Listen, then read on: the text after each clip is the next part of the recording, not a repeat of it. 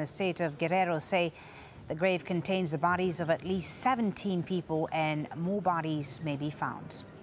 The United Nations says Mexican drug traffickers are overtaking Colombian gangs in the heroin trade.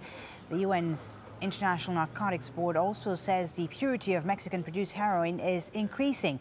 Much of the heroin produced in Mexico ends up in what are described as very select U.S. markets. Malaysian opposition leader Anwar Ibrahim is testifying for the first time in his second sodomy trial. Anwar is seeking to throw out DNA evidence produced by the prosecution earlier this week. He says it was obtained without his consent while he was being detained. Anwar faces 20 years in prison if convicted of having sex with a male former aide. Veronica Pedrosa is following developments from the High Court in Kuala Lumpur. The prosecution's case hinges on linking Anwar with DNA samples obtained from the young man who accuses Anwar of sodomizing him in June of 2008. Last week, a government chemist said that the same DNA profile was found from those samples from the young accuser and from 3 samples submitted by the police. If convicted, Anwar Ibrahim could face as long as 20 years in prison. He denies all charges and says that they're politically motivated, and he's refused to give any samples voluntarily. 5 Australian former prisoners of war have arrived in Tokyo as guests of the Japanese government. They met Japan's foreign minister as part of a drive to heal the wounds from the World War II. 22,000 Australians were held as POWs, and Japan has never officially said sorry for their treatment, which was notoriously brutal for many. I feel that the important thing is the practical apology, which is represented by our visit here and being looked after.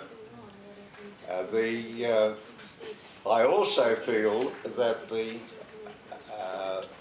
network, the POW Research Network Group, have extended a wonderful apology to us over the years in the work which they've been doing. I do thank you very much indeed. Now, the last spacewalk's been made from the U.S. Space Shuttle Discovery. NASA's oldest shuttle is on its 39th and final mission before being retired. Astronauts Alvin Zhu and Stephen Bowen carried out a 6-hour spacewalk to prepare the International Space Station for life after the shuttle program ends.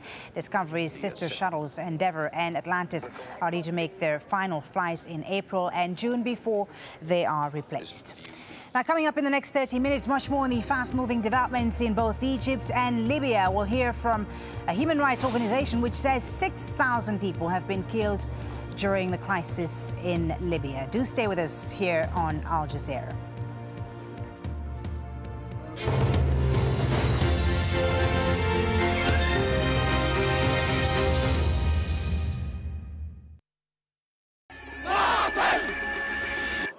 Anti-government protesters remain defiant on the streets of Egypt for a second week, their voice getting louder.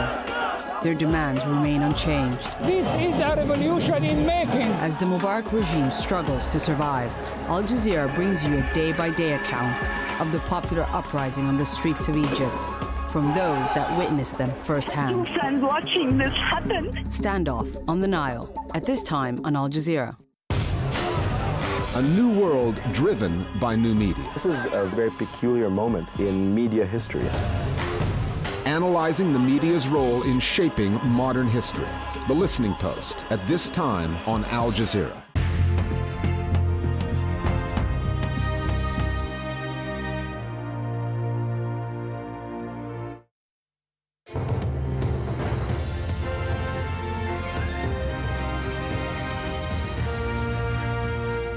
It's 11 GMT. I'm Fuli Batibo. These are the top stories on Al Jazeera. More political upheaval in Egypt.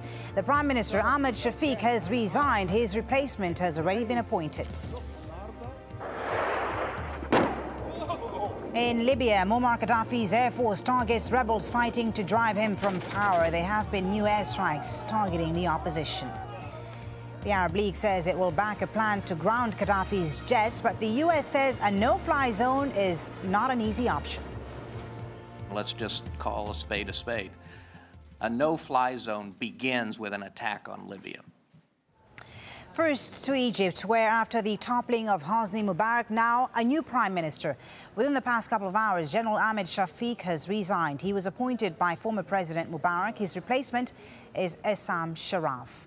Now, he was appointed Egypt's transport minister in 2004 by Hosni Mubarak, but resigned in protest at what he says was the country's lack of vision and resources to improve the system after a big train accident. He has a background as a top engineering professor at Cairo University.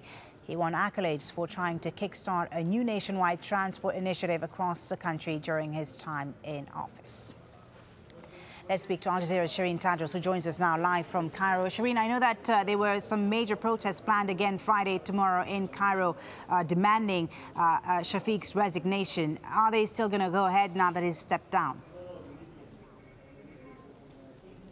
Yes, they are. According to the organisers, the wheels are already been set in motion and those mass protests are going to still occur. Although the organisers did say that they don't expect a million-man march. They are calling on people to still turn up, but to turn up for a different cause. I mean, the whole aim of this Friday protest was to put pressure on the military rulers of this country to make Ahmed Shafiq step down. Now that that aim has been achieved, they want to keep up the pressure in terms of their other demands, like the release of political prisoners, the lifting of emergency law. But they're saying very clearly that they're not going to be calling for a sit-in. Now, previously to this, in the last 48 hours, this Friday protest has gathered a lot of momentum, and people were talking about how the opposition groups and the youth groups are really trying to get a lot of people out there in the square. They're trying to move the protests outside of Liberation Square to perhaps outside the Parliament building. They're meeting in different places. There was a different format, a different feel to this Friday. That's all been cancelled, but we do still expect some kind of march, some kind of protest to occur on Friday. All right, let's talk about the new Prime Minister now, Essam Sharaf, former Transport Minister under Hosni Mubarak. Is his nomination in any way going to satisfy the protesters? I think it will go a long way to satisfying them. Just last night, in fact, I was at the meeting of the youth and opposition groups, and his name, Essam Sharaf, wasn't just one of the names that were being floated around for a possible new prime minister. It was the name that was being floated around. So certainly the members of the Muslim Brotherhood, April 6th movement, and other parties that were at that meeting were very much talking about this man in good terms and positive. They had very positive things to say about him, and they were, and Essam Sharaf was in fact their man, their candidate, if you like, when they were going to meet with the military Supreme Council in talking about where to go next for Egypt. So I think certainly his appointment will come as very good news for the organisers, and I think also for the people, because Essam Sharaf does command a lot of respect. The fact that he's been in academia really since he stepped down a few years ago, and in fact the fact that he stepped down in opposition to President Mubarak and really the way in which the Transport Ministry was being run.